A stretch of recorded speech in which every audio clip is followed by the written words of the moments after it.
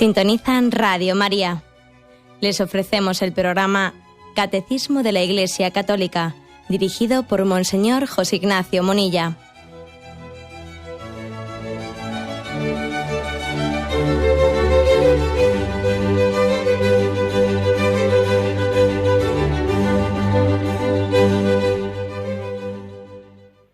Un cordial saludo a todos los oyentes de Radio María.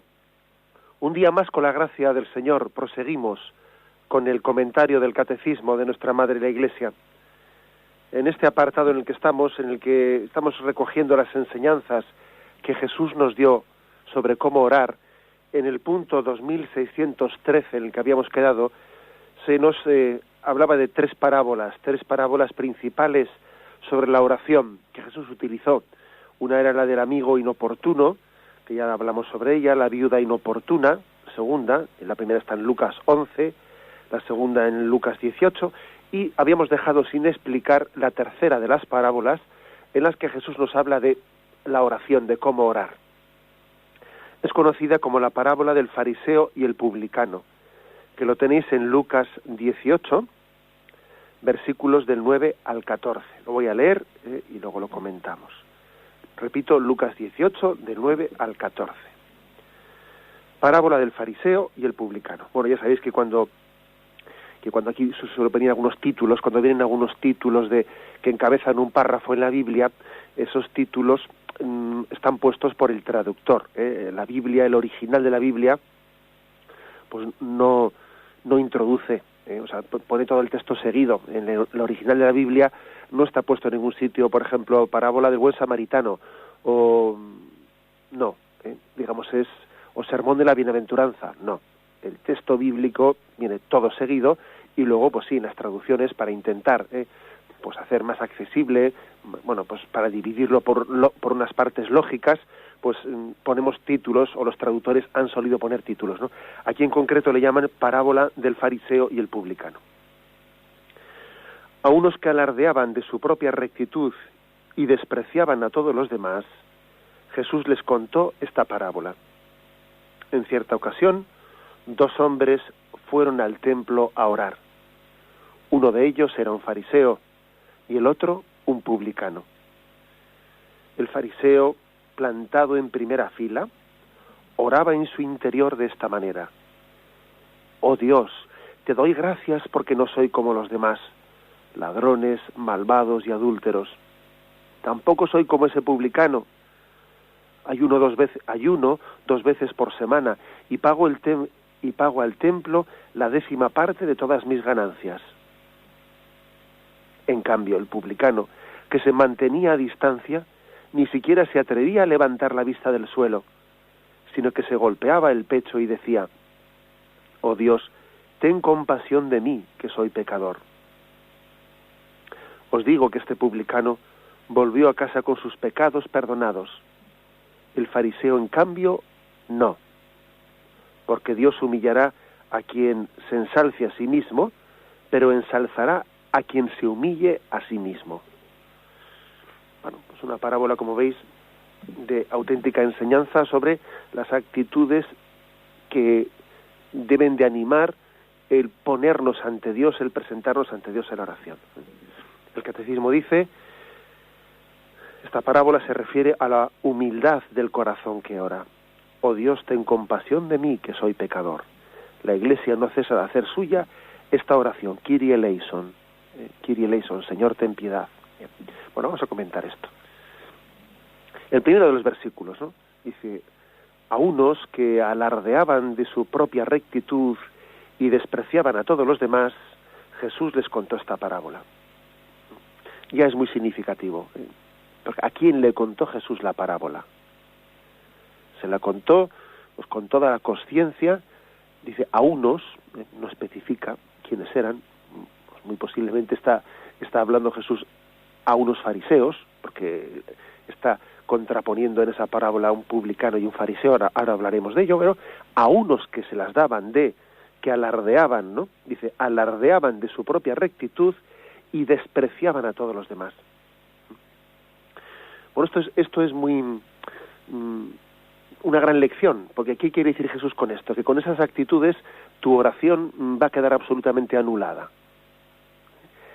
Quien vaya a hacer oración con una falsa conciencia de ser muy bueno, de pensar que él es un santo, que él no necesita convertirse de nada.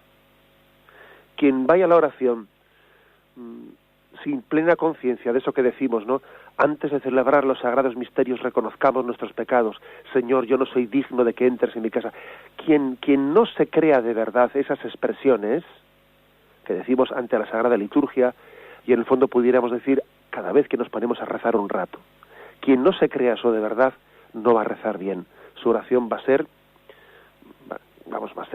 falsa, y hasta incluso puede estar siendo irrespetuosa y puede ser profanadora del misterio de Dios. Esa frase, Señor, yo no soy digno de que entres en mi casa, es casi una comprobación de la autenticidad de la oración, de que la oración está bien hecha. Es imposible conocer a Dios, que la oración es acercarse a conocer a Dios sin crecer en conciencia de indignidad y sin crecer en conciencia de que yo no le merezco a Dios, pero le necesito. Señor, esta es una contradicción, Señor, yo no te merezco, pero te necesito. Y me atrevo a venir aquí por mi necesidad, porque el mendigo dice, yo ya no tengo nada que perder, me presento ante ti consciente de mi indignidad, pero sabedor de que solo tú puedes colmar mi deseo de felicidad. Esto choca de una manera muy grande pues con una cultura nuestra, una cultura muy autosuficiente, que ha desdramatizado el tema del pecado, que dice, eso del pecado es una cosa de la Edad Media, vamos a ver, ¿no? Entonces, que tanto pecado, ¿no? Vamos a ver, ¿no? Si no pasa nada, no todos somos buenas personas, ¿no? Yo soy buena gente, soy buena persona, yo ni mato ni robo, yo no hago mal a nadie, ¿no? Esto es lo típico de nuestra cultura. Lo típico de nuestra cultura es que ha desdramatizado, ¿no?, la realidad del pecado, ha desdramatizado el hecho de que el hombre, rebelándose, ¿no?, o viviendo de espaldas al Creador, pues se adentra en un drama. Y por ende, cuando se relativiza el pecado, pues se hace incomprensible e innecesaria la redención de Cristo. Claro, yo no necesito que nadie me redime. Creo que ya os conté en estos micrófonos, en una ocasión, en una conversación que tenía yo, con un joven bastante adulto, ¿no? Pues bueno, lo típico, ¿no? Que estaba hablando con él y me dice, bueno, yo es que soy buena persona, yo ni mato ni robo, yo no he hecho daño a nadie, yo soy una buena persona. Y yo, así un poco siguiendo el juego, ¿no?, le dije, pues qué bien, qué contento tiene que estar Dios contigo, porque además, si fuese por ti, no hubiese hecho falta, ¿verdad?, que Jesucristo muriese en la cruz. Tú no necesitabas que Él te redimiese de ningún pecado, ni que Él viniese a salvarte, ¿no?, porque tú ya eres justo y no necesitabas la salvación. Claro, se lo dije así de un tono que no se notase mi ironía, ¿no?, así, y él se quedó mirándome y con una mirada como diciendo, sonriendo como diciendo, ay, qué bien, me está alabando o me está de alguna manera clavándome en mi conciencia un alfiler. O sea, no entendía muy bien si yo le estaba alabando o estaba ironizando. Claro, evidentemente estaba ironizando.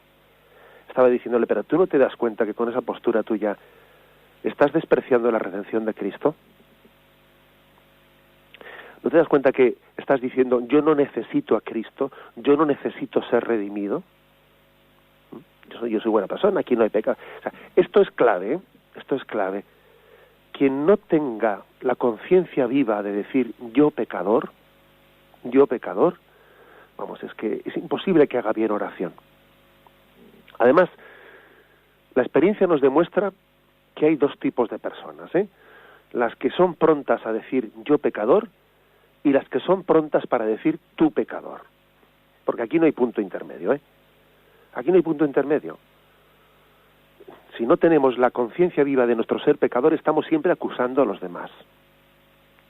Y la única manera de no ser tan acusica, de no estar siempre, ¿no?, siempre achacando a los que nos rodean de todos los males, y son unos tales y son unos cuales, como este hombre, ¿no? Te doy gracias porque no soy como los demás, ¿eh?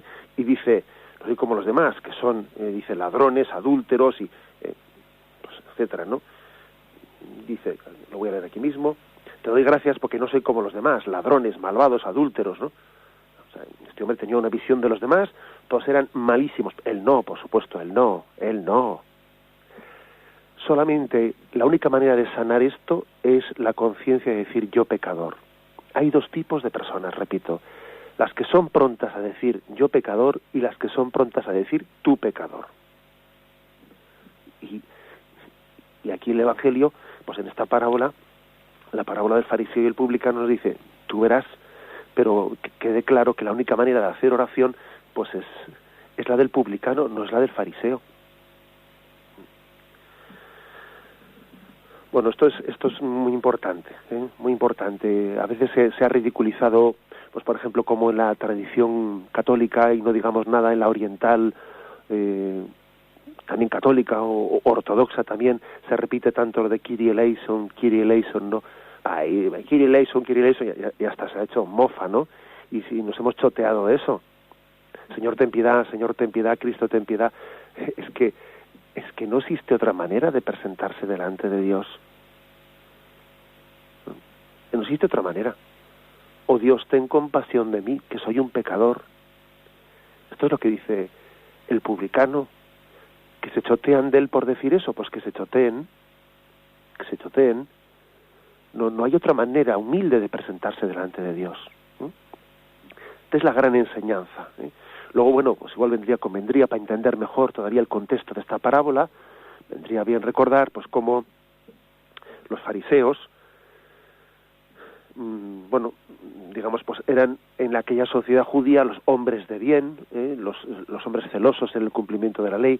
La sociedad judía estaba dividida básicamente en fariseos y saduceos, que tenían como dos tradiciones distintas, pero digamos entre ellos los más cumplidores eran los fariseos, desde luego los cumplidores de la ley, los que habían ido añadiendo un montón de prescripciones a la Torá, etcétera, ¿no? Y los publicanos eran los recaudadores de impuestos, que claro, al estar pues la tierra del Señor ocupada por los romanos, eran unos colaboracionistas con los romanos. Y además todo el mundo daba por supuesto que el que cobra impuestos se mete al bolsillo pues lo que haga falta. O sea, que eran unos ladrones. Por tanto, los publicanos eran considerados como pecadores públicos. Entonces, claro, fijaros que habían entrado al templo un fariseo, un hombre celoso, cumplidor y un publicano. Fijaros qué comparación. Qué comparación. Algún detalle más de la parábola.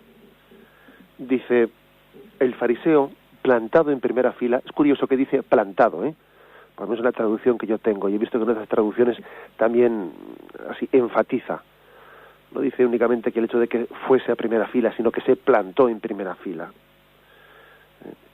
Subrayando, pues, bueno, el hecho de que esté buscando un lugar en el que él se sienta, ¿cómo decir yo, no? Pues bien visto y bien considerado, como si todo el mundo girase en torno a mí, ¿no? Es como cuando alguien, bueno, pues tú ves que hay personas que llegan a un sitio y por su tendencia personal, casi sin darse cuenta, ¿no?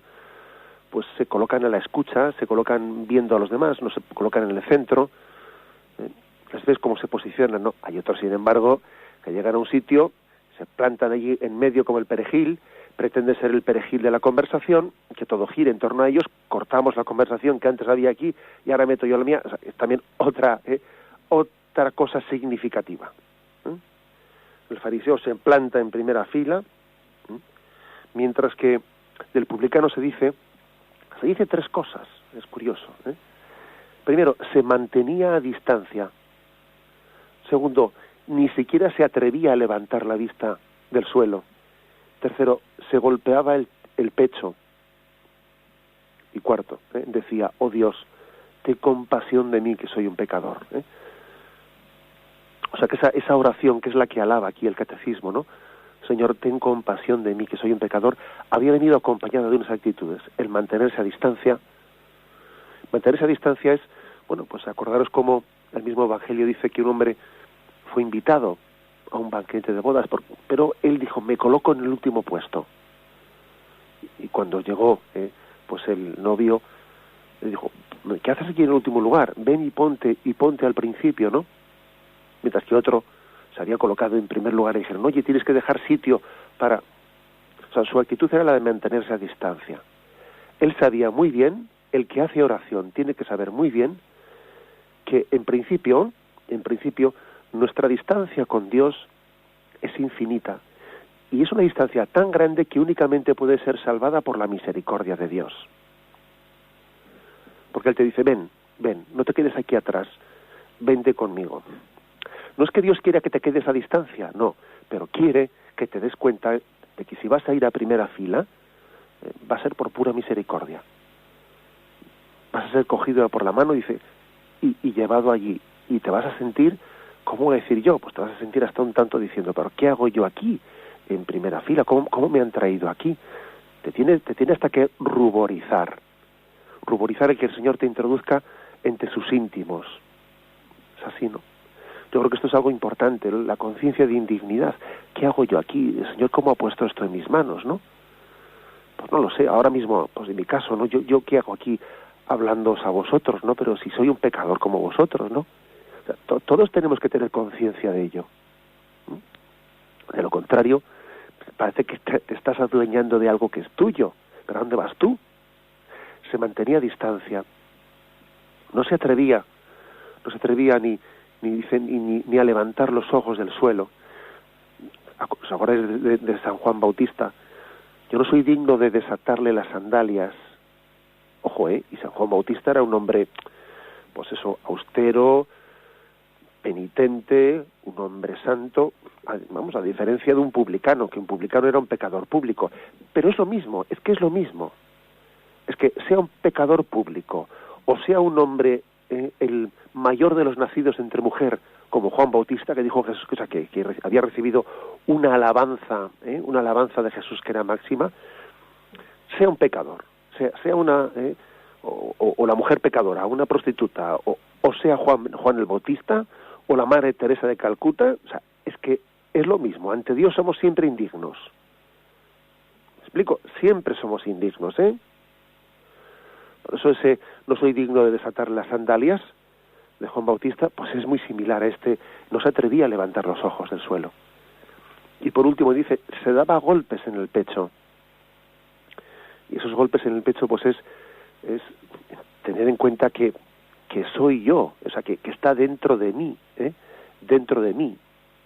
mi propio enemigo, O sea, es decir, no mira siempre hacia afuera, soy yo, tengo dentro de mí el enemigo de mi felicidad, la conciencia del mal realizado, el deseo de recuperar el tiempo perdido de nuestra vida, el deseo de reparación. Eso es darse golpes en el pecho. Es la conciencia del tiempo perdido. Señor, ¿cuánto tiempo he perdido en mi vida? Quiero recuperarlo, quiero vivirlo con intensidad de vida. Eso es darse golpes en el pecho. Bien, pues esta es la parábola maravillosa, ¿no? Maravillosa, que el catecismo nos dice que nos enseña a orar. Porque es que la oración requiere la humildad del corazón. ¿Y qué es la humildad? Pues lo que decía Santa Teresa, vivir en verdad, vivir en verdad. Y la verdad es que somos pecadores. Y ya está, esa es la gran verdad. Y la verdad es que ante Dios no somos nada. Y la verdad es que incluso cuando hacemos cosas buenas, o aparentemente buenas, pues siempre las manchamos. Yo suelo decir en plan de broma, dice, vamos, cosa que toco con mi mano, cosa que queda manchada. Y es verdad, aunque hagas cosas buenas, aunque ayudes a los pobres, pero tenemos que tener conciencia de que siempre mezclamos algo de vanidad, algo de lo hago para ser visto, me siento no sé qué. Es decir, incluso en las cosas buenas que hacemos, se está infiltrando siempre nuestra naturaleza pecadora, ¿no? Bien, esto no es para que no sé, caigamos en una especie de depresión, autodesprecio, no, pero para que tengamos conciencia de que todo es gracia, de que todo es misericordia. Que incluso cuando Dios nos permite hacer una cosa buena, no le estamos haciendo un favor a Dios, que nos lo está haciendo Él a nosotros. Y que incluso en medio de las cosas buenas que hacemos, tenemos que seguirle diciendo a Dios, Señor, ten piedad. porque he procurado hacer el bien, pero seguro que también he mezclado mi pecado y mi amor propio. Con toda seguridad, no he amado a Dios sobre todas las cosas, sino que también allí he mezclado lo mío. Lo que toco lo mancho, ¿no? Bueno, por eso ese Kyrie eleison, que no es una liturgia vacía, no es una especie de... No es un ritualismo. El Kyrie eleison que tantas veces repetimos, es la conciencia viva de que ante Dios únicamente cabe presentarse como ese publicano en el templo. De lo contrario, estamos mal presentados. De lo contrario, eso no es oración, eso es otra cosa, ¿no? Casi más le valía, ¿no? Porque la conclusión de la parábola es: y el fariseo, el publicano, bajó justificado, su oración fue escuchada, y sin embargo el fariseo no bajó justificado. Su oración no fue escuchada. Tenemos un momento de reflexión.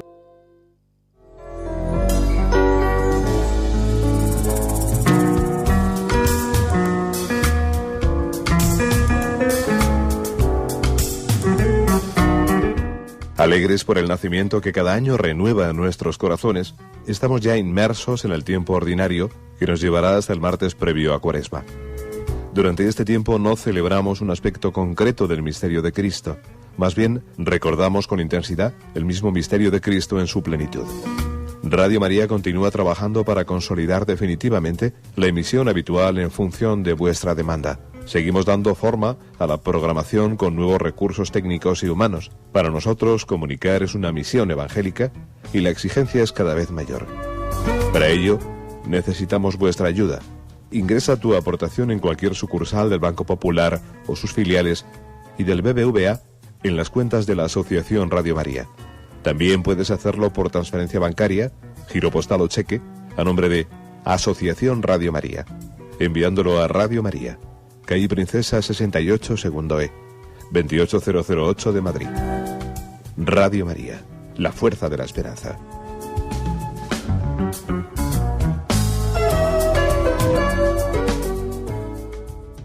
Continuamos en esta edición del Catecismo, pasando al punto 2614.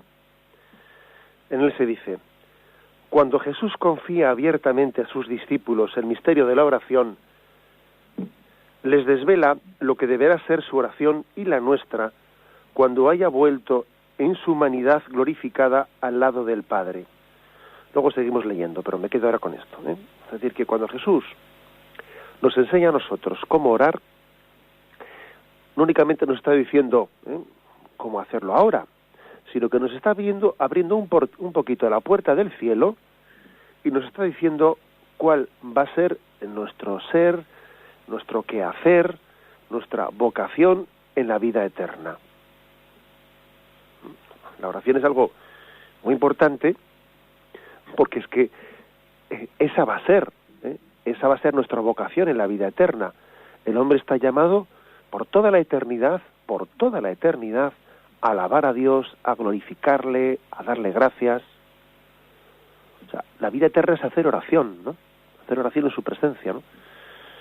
Entonces, ¿qué pasa? Que claro, que cuando uno no tiene una experiencia hermosa y gozosa de hacer oración aquí, y la oración le resulta algo extraño, ritualista, vacío, no sé, ¿no?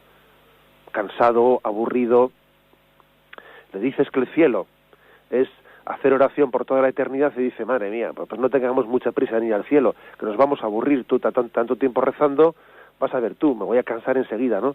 Y no hay televisión, y allí, ¿qué, no? Pues es que dices que yo donde me entretengo y donde descanso un poco es viendo Gran Hermano, y a una bobada de esas, ¿no? Y entonces, ¿en qué me distraigo? No, claro, o sea, bueno, perdonad por la ironía, pero ya me entendéis. Es que el gran problema que tenemos nosotros para gozar y entender lo que es el cielo es que resulta que decir que Dios es nuestro descanso, venid a mí los que estáis cansados y agobiados, que yo os aliviaré, claro, esa invitación de Jesús, para entenderla a nivel experiencial, hace falta haber hecho la experiencia aquí y ahora de que Jesús es mi descanso, de que Jesús es mi descanso, ¿no? Y si uno, por ejemplo, claro que aquí también la oración nosotros somos limitados, ¿no? Y nuestra condición carnal pues hace que no sea tan fácil para nosotros tener una oración continua. Y uno se cansa haciendo oración, bien, va a una ermita maravillosa, a un sitio donde está muy a gusto, bien, pero al cabo de 1 hora, 2 horas de estar allí, o el tiempo que sea, pues le viene un cansancio y cambia de actividad. De acuerdo, normal, porque nuestra condición corporal y carnal hace que todo también tenga en nosotros pues una necesidad de descanso. Bien, hasta ahí ya llegamos, ¿no? Esa será la diferencia con el cielo, donde nuestra condición carnal pues no nos limitará, porque participaremos también de la humanidad glorificada de Cristo, ¿no? Bien, pero eso se entiende, eso se entiende. Pero el asunto no es ese, ¿no? El asunto es que si tú no has tenido, aunque sea durante un rato y durante momentos determinados de tu vida, la experiencia de el gozo de estar con Cristo, ¿no? De saber que hay momentos en tu vida de oración tan íntimos que tú dices, Señor, qué bien se está aquí, hagamos 3 tiendas, como en el monte Tabor, ¿no? El que no ha tenido experiencia de momentos de Tabor en su vida, aunque sean momentos que luego son pasajeros, ¿no? Pero el que no ha tenido experiencias de momentos de Tabor, es difícil que desee el cielo, es difícil que lo desee. Y si lo desea, lo deseará como una huida de los problemas. Ay, a ver si se termina esto ya, ¿no? No, pero nosotros tenemos que desear el cielo no como una huida, sino como el deseo de decir, Señor, estos momentos de intimidad que tengo contigo, ¿cuándo los podré consumar por toda la eternidad? ¿Cuándo podrán ser no momentos pasajeros, sino momentos eternos? Esto es importante, lo que estoy diciendo. Es que, claro, si uno no hace oración con intensidad, entonces, ¿qué pasa, no? O sea, el cielo es encontrarse, va a ser encontrarse con un extraño. Hombre, ¿tú aquí a qué venías? No sé, me habían dicho que tenía que pasar por aquí, ¿y tú quién eres? ¿Tú eres Dios? Ah, sí, me dijeron que existías. Pero, hombre, ¿cómo que existías, no? Esto es que, perdonad la parodia, ¿no? Perdonad la parodia, pero es que cuando uno va al cielo, no se puede gozar del cielo encontrándose con alguien que es extraño para mí. En el cielo, más bien, tenemos que prepararlo con un gran deseo de estar con él. El cielo es como un desposorio en el que se culmina un noviazgo, y el noviazgo ha sido esta vida. El noviazgo es esta vida, ¿no? En el que uno va poco a poco, pues conociendo. Claro, la diferencia entre el noviazgo y el matrimonio, si las cosas se hacen como tienen que hacerse, pues es que el noviazgo uno no convive, ¿no? Cada uno vive en su casa, aunque tiene momentos de estar juntos. Sin embargo, en el matrimonio, pues son un solo corazón y ya no tienen 2 casas, sino que viven bajo un mismo techo y son una sola carne. Bueno, esa imagen sirve, ¿no? Todas las imágenes hay que cogerlas con humildad, ¿no? Pero sirve también para entender lo que es la diferencia entre la oración en esta vida y la oración en el cielo. En esta vida hacemos oración, pero claro, no dejamos de vivir cada uno en nuestro hogar, porque, bien, Dios está en nosotros, pero nuestra capacidad de estar con Él es limitada por nuestra condición carnal. Entonces somos como los novios, que disfrutamos de estar juntos, pero luego cada uno tiene también que ir a su casa, ¿no? Pero sin embargo, deseamos que llegue el día del desposorio. Y entonces el día del desposorio no es una ruptura con el noviazgo, no, es la consumación del noviazgo. Por eso, digamos, el cielo es la consumación de la oración. En la oración aquí disfrutamos de la presencia de Dios, pero claro, en el cielo la disfrutamos a un nivel muy superior, ¿no? Muy superior. Recuerdo haber visto un cuadro que creo recordar, no sé ahora mismo dónde está ese cuadro, me parece que estaba en un museo de Ávila, creo recordar, pero no voy a decir la ciudad, que igual meto la pata, un cuadro muy grande que tiene como título Las 3 esposas, Las 3 esposas. Y entonces se ve, por un lado se ve pues una joven en el día de su boda, la están vistiendo de novia para ir al altar y casarse, ¿no?, con su marido. Se ve también en la segunda escena, se ve una religiosa, ataviada pues para sus votos religiosos, ¿no? Y se ve también en un tercer lugar a la hermana muerte, que viene en nuestra búsqueda, y es también esposa, esposa.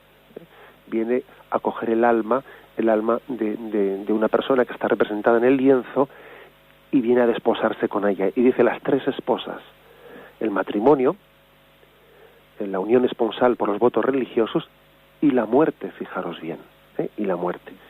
Bueno, a mí aquel cuadro lo vi hace mucho tiempo, pero se me quedó muy grabado, ¿no? Porque es entender la vida eterna en clave de consumación de la esponsalidad, de nuestra alianza de amor que se ha cultivado en esta vida por la oración. Bueno, o sea, que es una clave muy importante en la que aquí el catecismo quiere introducirnos, ¿no? Repito esta frase: cuando Jesús confía abiertamente a sus discípulos el misterio de la oración al Padre, les desvela lo que deberá ser su oración y la nuestra cuando haya vuelto con su humanidad glorificada al lado del Padre. Enseñarnos a orar es también abrirnos una ventana de qué es el cielo, de cómo es el cielo. Ojalá tengamos momentos de intimidad, de consolación, de tabor, para que al hacer oración crezcamos en el deseo del cielo. Tenemos un momento de reflexión y continuaremos enseguida. Escuchan el programa Catecismo de la Iglesia Católica con Monseñor José Ignacio Munilla.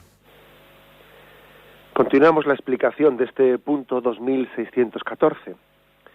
Después de haber dicho de que Jesús, al enseñarnos qué es el misterio de la oración, nos está también abriendo, ¿no?, pues la perspectiva de qué es el cielo y qué es nuestra intimidad con Dios en el cielo.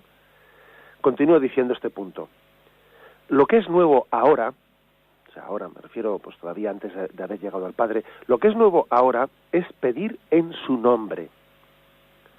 La fe en Él, en Cristo, introduce a los discípulos en el conocimiento del Padre, porque Jesús es el camino, la verdad y la vida. Luego hasta ahí, luego continuaremos, ¿no? Es decir, la gran novedad de la enseñanza de Jesucristo es descubrirnos que Él es el camino para llegar al Padre. Que Él es el nombre, dice, hay que pedir en su nombre, en su nombre. En nombre de Cristo llegamos al Padre. Hay también en la Sagrada Escritura, una gran proclamación, ¿no? No hay otro nombre en el que podamos ser salvados.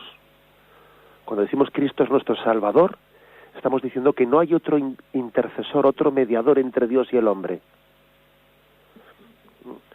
Digo esto en otro momento, ya lo explicamos, ahora no quiero entretenerme con esto, pero igual también algún oyente dice, bueno, ¿y entonces qué pasa? ¿Que nosotros decimos acaso que los musulmanes o los que son de otras religiones no pueden salvarse? No decimos eso, pero sí que afirmamos que aquellos que de buena voluntad, ¿no?, pues no han conocido a Cristo, como por ejemplo pues hemos puesto el caso musulmán, o alguien que tiene una religión animista, o alguien que incluso no ha tenido ninguna religión y no por mala voluntad, sino porque no ha tenido quien se la presente y quien se la conozca. Él no la ha rechazado, sino que no la ha conocido, ¿no? Inculpablemente él no ha conocido a Jesucristo, ¿no? Y él es fiel a su conciencia, ¿no? Él podrá salvarse, pero algún día conocerá, cuando esté en Dios, que ha sido Cristo su Salvador. Ahora no lo sabe. Él podrá salvarse en la medida que es fiel a su conciencia. Pero cuando llegue a Dios descubrirá que Cristo ha sido su Salvador, porque no hay otro nombre en el que podamos ser salvados.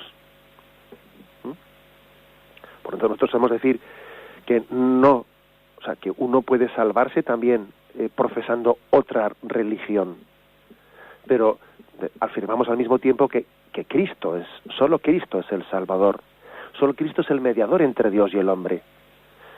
No hay otro nombre en el que podamos ser salvados. Dios Padre entregó a Cristo para la salvación del mundo. Es la gran noticia. Algunos lo sabemos en esta vida y tenemos esa gracia y ese deber de proclamarlo a todo el mundo, y otros lo sabrán en la próxima vida, se enterarán de ello. Pero esta es la gran noticia. Cristo es nuestro Salvador. Y la gracia consiste en abrirse, ¿no? Y la desgracia consiste en cerrarse a su salvación.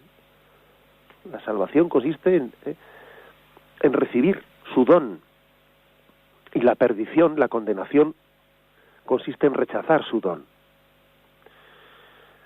Bien, pues esta es la gran proclamación. No hay otro nombre.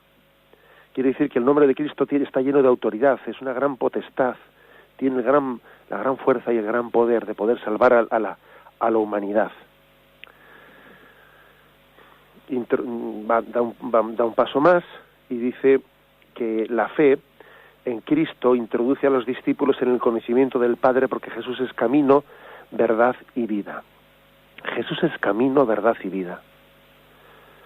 Es decir, Él es la puerta por la que se inicia el camino, ¿no? Pero no solo es la puerta, sino que también es el camino, que una vez que hemos pasado la puerta, el camino que recorremos para, ¿no? Y no únicamente eso, sino que también es la meta a la que llegamos. En cuanto a su humanidad, porque Cristo se encarna y asume la naturaleza humana, en cuanto a su humanidad, Cristo es camino. En cuanto a su divinidad, Cristo es la meta. Es el alfa y el omega, el principio y el fin, en cuanto a Dios. Y en cuanto hombre es el camino. El hombre, Cristo, ha querido ser ha querido ser como el puente, el puente, la humanidad de Cristo es el puente que Dios ha querido, con el que Dios ha querido salvar esa distancia infinita entre Dios y el hombre. Esta es la gran noticia. Bueno, aquí se nos ofrece un texto que voy a leer. El texto es Juan 14. Dice: no estéis angustiados, confiad en Dios y confiad también en mí. En la casa de mi Padre hay lugar para todos. De no ser así, ya os lo habría dicho. Ahora voy a prepararos este lugar. Una vez que me haya ido y os haya preparado el lugar, volveré y os llevaré conmigo, para que podáis estar donde yo estoy. Y ya sabéis el camino a donde yo voy. Tomás le replicó: pero Señor, no sabemos a dónde vas. ¿Cómo vamos a saber el camino? Jesús le dijo: yo soy el camino, la verdad y la vida. Nadie va al Padre sino por mí. Si me conocéis a mí, conoceréis también a mi Padre, a quien en realidad ya desde ahora conocéis y habéis visto. Entonces intervino Felipe: Señor, muéstranos al Padre, con eso nos conformamos. Jesús le contestó: Felipe, ¿tanto tiempo llevo viviendo con vosotros y aún no me conoces?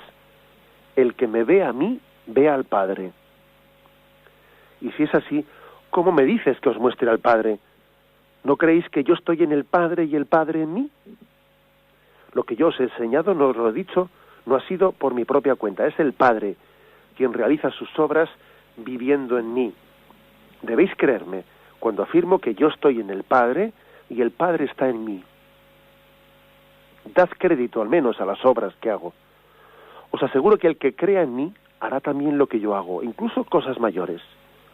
Porque yo me voy al Padre, y todo lo que me pidáis os lo concederé, a fin de que el Padre sea glorificado en el Hijo. Os concederé todo lo que me pidáis. Bueno, fijaros, es que es como un texto en el que Jesús nos ha abierto el corazón a tope, ¿no? O sea, es decir, mira, yo ya no tengo más intimidad para mostrarte, aquí te lo he dicho todo. Yo estoy en el Padre y el Padre está en mí. En Jesucristo ha tenido lugar la plenitud de la revelación. Él es Dios con nosotros, de manera que si estamos con Él, estamos con Dios. Él es Dios con nosotros, Él es Dios mismo hecho hombre. Luego, esta es la gran novedad del cristianismo, es que Cristo sea el introductor, sea el embajador, en el que estamos plenamente inmersos en Dios. Hasta el punto que dice: mira, tú eres tan íntimo que todo lo que me pidas te lo concederé. Nosotros ya nos llamamos siervos, porque el siervo no sabe lo que hace su amo. Otros os llamo amigos, porque todo lo que el Padre me ha dicho os lo he revelado a vosotros. Yo contigo no tengo secretos. Pienso hablarte a corazón abierto, y no voy a negarte nada. Vas a ser de mis íntimos. Y en Cristo voy a tener pleno acceso, por el poder del Espíritu Santo, pleno acceso a Dios Padre. Claro, y entonces cuando uno comprende esta revelación, pues entiende que aquí está la felicidad, y la estamos buscando por ahí fuera, la estamos buscando en cubos de basura. Buscamos la felicidad en cubos de basura y estamos despreciando pues el don maravilloso de la intimidad que Cristo nos ofrece, ¿no? Todos, empezando por el que os habla, empezando también por los que tanto hablamos de la oración y luego no nos beneficiamos de ella, ¿no? Como debiéramos de beneficiarnos. Si viviésemos esto en intensidad, desde luego nos afectarían mucho menos los disgustos de la vida. Los relativizaríamos mucho más. Porque viviendo unido a Dios, ¿a qué puedo temer? Vamos a ver. ¿Qué me puede quitar la paz interior? ¿Qué? ¿De acuerdo? Habrá disgustos, habrá problemas, pero si Dios es mi tesoro, si en Él y en la oración, ¿no?, Él me está ofreciendo el consuelo de Dios Padre y participar aquí ya del cielo, porque es así, la oración es que son las arras del cielo, Claro, yo estoy convencido de que no somos felices porque no hacemos oración con intensidad. Si hiciésemos oración con intensidad, no habría nada que nos quitase la paz, nada. Nada. En una oración viva somos invencibles. Ahora, si estamos alejados de Dios, esto es un desastre. Esto es un desastre porque vivimos una situación de orfandad, de sentirnos olvidados. Bueno. Termina diciendo este punto, ¿no? La fe da su fruto en el amor. Claro, no se trata únicamente, entendedme bien, ¿no?, de que la oración es como un intimismo que allí me mete a mí en una burbuja, y allí yo estoy como una estufa. No es una especie de intimismo que me aleja de la vida, no, es que me lleva a guardar su palabra, sus mandamientos, a permanecer con Él en el Padre que nos ama, es decir, a ser coherente. Claro, es que la oración no es una especie de microclima que no, es que claro, me permite vivir la vida, me permite poner las bases, ¿no?, para vivir la vida en intensidad de amor, viviendo su voluntad, viviendo sus mandamientos, permaneciendo en Dios en medio de los avatares de la vida.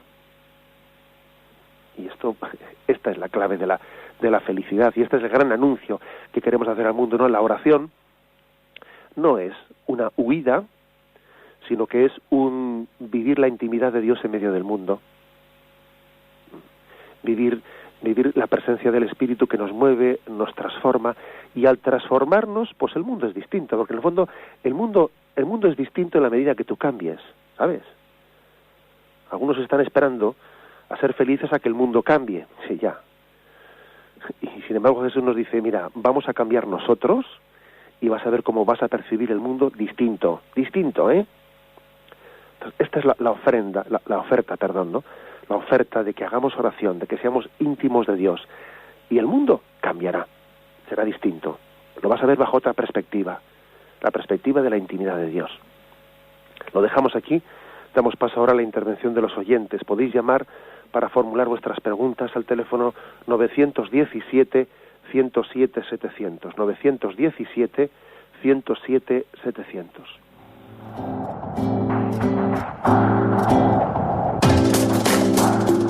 Estos voluntarios que dan su tiempo generosamente en el día a día. Un cordial saludo a todos los oyentes de Radio María. Un día más, con la gracia del Señor, proseguimos el comentario del Catecismo de nuestra Madre la Iglesia.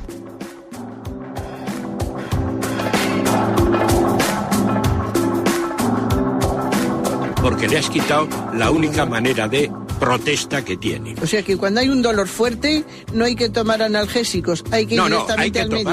Sí, hay que, bien, Primero pero no analgésicos fuertes para que se cometa el error de bloquear la defensa y no poder llegar al diagnóstico. Bien. ¿Le gustaría tener sus programas favoritos de Radio María para escuchar en cualquier momento? Llame y pídanos el programa que más le interesa en cualquiera de sus emisiones. Recogeremos su petición y sus datos completos para hacer el envío. Solo necesita un lector de CD o DVD que admita el formato de compresión MP3. Llame al 917-107-700 y atenderemos su petición encantados. Tome nota. 917-107-700. Radio María, más cerca de usted.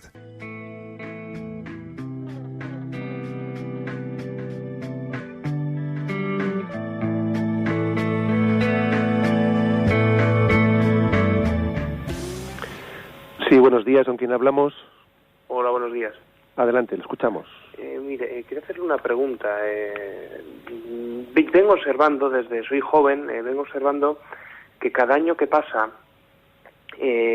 cada domingo que pasa, somos menos, o mejor dicho, son menos los jóvenes que acuden a misa, que acuden a la Eucaristía.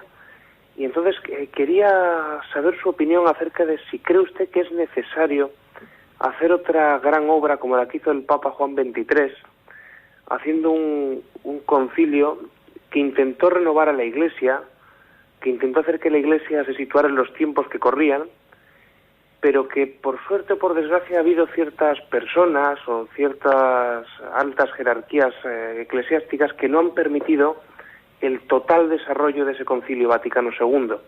Entonces quería saber si usted cree que es posible, a pesar de tener un Papa ultraconservador, si es posible hacer un nuevo concilio que nos lleve hasta nuestros tiempos, que nos acerque a la Iglesia, a los jóvenes, y que permita que la fe realmente siga sin entender de fronteras.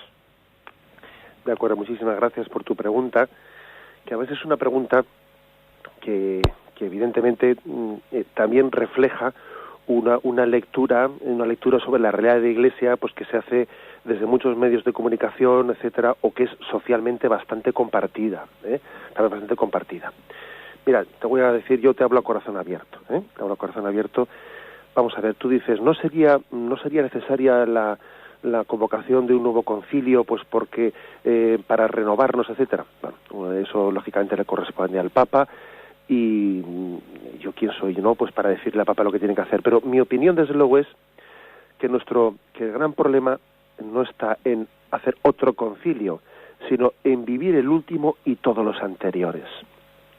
Mira, yo no estoy de acuerdo que en el hecho de que se describa a nuestro Papa como un Papa ultraconservador, que es bueno, pues de alguna manera la caricatura que también hicieron de Juan Pablo II, bueno, en fondo de todos los papas, ¿no? Del papa que esté en cada momento, porque si te fijas, los medios de comunicación siempre hacen esa lectura. Parece como si nos quiere decir con eso que los jóvenes se hubiesen alejado de la Iglesia, pues porque nuestros papas o nuestros obispos están de alguna manera pues manteniendo unas posturas tradicionalistas que si fuesen más modernos se acercarían más a los jóvenes. Dicen, madre mía, yo creo que eso es una caricatura, ¿sabes? O sea, estoy convencido de que eso es una caricatura. Te voy a decir más, baste ver, por ejemplo, en ciertos lugares como Alemania. En Alemania conviven las tradiciones, las comunidades protestantes con las católicas, y las comunidades protestantes, pues teóricamente son mucho más liberales, ¿no? Y no, pues yo qué sé, pues no predican una radicalidad en el seguimiento de Jesucristo tan fuerte, no viven el celibato, no viven tal, no viven cual, ¿no? Y la crisis de seguimiento a Jesucristo a los jóvenes protestantes es muy superior a los católicos, ¿sabes? O sea, mejor ejemplo que eso es difícil poner. Hay menos vocaciones en las comunidades protestantes que en las católicas, y cuando a veces se va bajando el listón, para intentar acercarnos al mundo, nos llevamos la sorpresa de que los jóvenes se alejan más y más y más. Porque es que a los jóvenes, si les pides mucho, igual te llevas la sorpresa de que dan más, pero si les pides poco no dan nada. Es decir, que no hay que bajar, yo creo que no es un método ese de bajar el listón para atraer a los jóvenes, no, ese no es un método. No hay que bajar el listón de la exigencia en el seguimiento a Jesucristo. La clave está en que manteniendo alto ese listón, pues nosotros nos hagamos muy cercanos a los jóvenes en el acompañamiento, en escuchar sus dudas, en voy a invertir mi tiempo, mi cariño, pero no rebajando el ideal de Jesucristo. ¿Me explico? No rebajando, porque la gran tentación es la de decir voy a rebajar el ideal de Jesucristo a ver si así lo aceptan. No, hombre, no, eso es un error, eso es tomar por tontos a los jóvenes. Los jóvenes no son tontos. Se trata de mantener el listón allí donde Jesús lo puso y ser nosotros los que abandonemos nuestra comodidad, los que también nos arriesguemos a entrar en contacto, a que los jóvenes nos formulen sus preguntas, una por una, ¿sabes? Una por una, esta y la otra, ¿no? O sea, claro, no nos da miedo quizás, ¿no? Ponernos a ese nivel de ser bombardeados por los jóvenes que a veces yo es que tengo también la experiencia de que a veces, bueno, pues te metes en en un ambiente joven para intentar aclarar sus dudas, y es verdad que también te pueden zurrar por todas las esquinas, te pueden zurrar, pero bueno, es que a eso tenemos que estar dispuestos por llevar el mensaje de Cristo.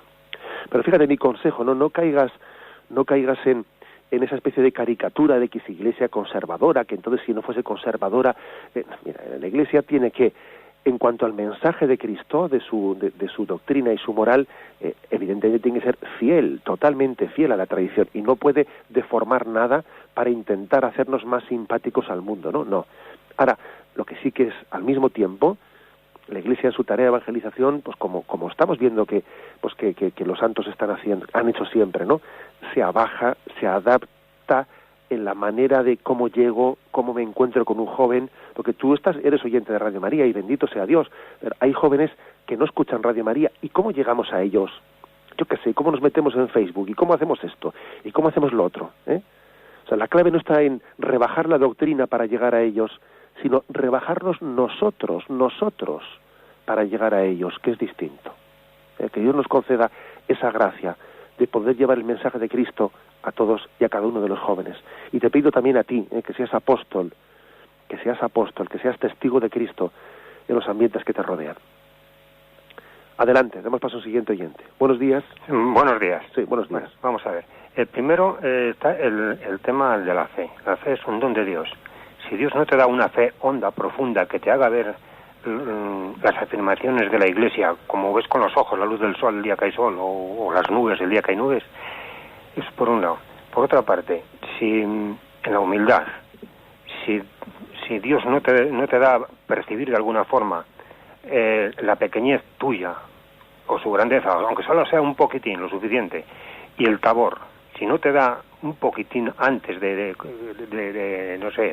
ver lo que te espera, aunque luego te venga y la noche oscura y no vuelvas a ver nada, pero siempre te quedará en tu mente ese recuerdo. Mientras no te des estas cosas, ¿cómo se puede mantener y ser perseverante? Porque, no sé, a mí me ha pasado, ¿no?, que yo vine a leer por casualidad, no, unas circunstancias X, y voy a leer San Juan de la Cruz. Leía San Juan de la Cruz y bueno, poquito a poco fui viendo que este señor ha vivido esto que escribe, aunque él nunca habla de sí mismo, ¿no? Pero bueno, fui viendo eso y luego, bueno, pues al final vine a los sacramentos, volví a la Iglesia, pero me falta eso, una fe honda, profunda, perfecta. O sea, como diría yo, a lo mejor como yo habrá muchos, ¿no?, que no vivimos en la fe como una experiencia personal, sino por lo que nos han dicho, lo que nos dice usted ahora mismo y demás.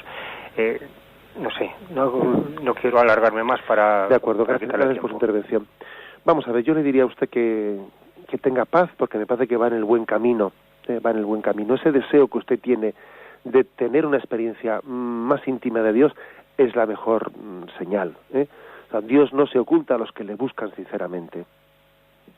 Ese deseo que usted ha tenido de buscarle, ese recurrir a San Juan de la Cruz, darse cuenta que ese hombre tuvo una experiencia de Dios, que usted la desea, que usted la envidia, que usted entiende que le falta y carece de ella, usted va por buen camino, en este sentido, del deseo de Dios. Ahora, luego hay que decir una cosa, es decir, en la fe, el encuentro con Dios es un don, ciertamente, es lo que usted dice, y sí, claro, Dios nos tiene que dar algo de tabor, nos tiene que dar don de la humildad, nos tiene que dar, bien, es verdad, nos lo tiene que dar, es una gracia, es un don, pero al mismo tiempo supone por parte de nosotros una colaboración, una apertura. Lo que dice el Salmo, ¿no? Abre la boca que te la llene. Dios quiere darte de comer, incluso a la boca, porque claro, dar de comer a la boca es que yo con mis manos es que no como bien, pero por lo menos abre la boca, claro. O sea, si te quiero dar de comer a la boca, porque tú eres muy frágil, pero abre la boca que te la llene. Para mí es un salmo ese muy gráfico. Yo siempre cuando lo escucho digo, madre mía, no, Señor, por lo menos que yo aprenda a abrir la boca. Tú me quieres dar tu gracia, pero claro, es que si no abro la boca, es que claro, ya parece que ya es mucha jeta, ¿no? Quiero que Dios me alimente ya por sonda, ¿o qué? Bueno, perdonad la broma, ¿no? Entonces, sí es verdad que es un don, pero claro, requiere por nosotros una conciencia de apertura, de búsqueda, y bueno, y en eso estamos, y tenga paz, y tenga confianza, porque Dios no se va a ocultar. Brevemente, aunque sea la última llamada, buenos días. Buenos días, sí, soy adelante. María de Madrid. Adelante, María. Mire, yo tengo una muy buena amiga, que las dos estamos en la misma circunstancia, porque nos tuvimos que separar de nuestros maridos, Y entonces hemos enfocado las dos nuestra vida hacia la espiritualidad, pero de dos maneras distintas. Yo lo llamo Marta y María. Ella está con San Vicente de Paúl, muy integrada con los pobres, y yo en cambio estoy en Carismáticos, muy integrada en la alabanza al Señor y en la oración. Y tenemos siempre la eterna discusión de cuál de las dos cosas es la mejor, y me hace sentirme a veces un poco como poco caritativa, porque yo me gusta la intimidad con el Señor, incluso los programas de Radio María que son más espirituales son los que me llaman la atención, y me dice, es que lo más importante que enseñó Jesucristo fue ama a tu semejante, pero yo no lo siento así como ella, y me siento un poco mal, y me gustaría que me dijera alguna palabrita en... Bien, de acuerdo. Bueno, pues yo diría lo siguiente, ¿no? Brevemente, porque es casi la hora ya. Primero, que sí que es verdad que puede haber carismas, y carismas específicos para unas personas y otras, en las que se pongan acentos determinados. En ese equilibrio que tiene que haber entre Marta y María, entre contemplación y acción, no todo el mundo está llamado a vivirlo en la misma medida. De hecho, un alma contemplativa pues no la vive ese equilibrio en la misma medida que otro tipo de vocación. Luego hay que respetarse también mutuamente los carismas, ¿no? Ahora bien, también hay que complementarlos, respetarlos y complementarlos. El hecho de que usted también tenga una amiga, pues que si usted está más en el entorno de la renovación carismática, ella está más en el entorno de las conferencias de San Vicente de Paúl, ayuda a los pobres, la amistad entre ustedes dos está llamada a enriquecerse mutuamente, a que usted también participe en alguna ocasión de alguna actividad que ellos hagan, a que usted también le pueda invitar a su amiga a alguna oración de la renovación. O sea, también Dios les ha puesto a una en el camino de la otra, ¿no?